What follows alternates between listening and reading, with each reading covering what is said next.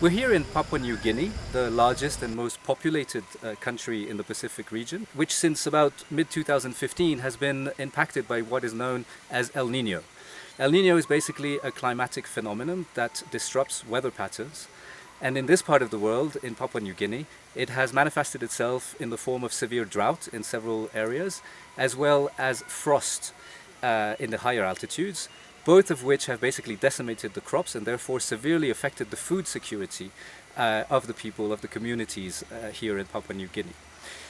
Of course, as a humanitarian organization, the first thing we did was to try to address the immediate needs in terms of relief, particularly in terms of food assistance to replace the crops that couldn't be harvested, but also, for example, by distributing water containers so that people could fetch water.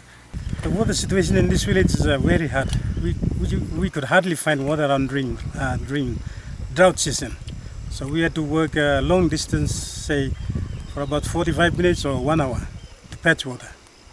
Apart from addressing immediate humanitarian needs after a natural disaster like the drought in Papua New Guinea, we also try to build up the preparedness of communities to face future disasters. For example, in this village right behind me, we're building a bore well, which in times of drought will mean that people will have access to groundwater. They'll have a sustainable water supply.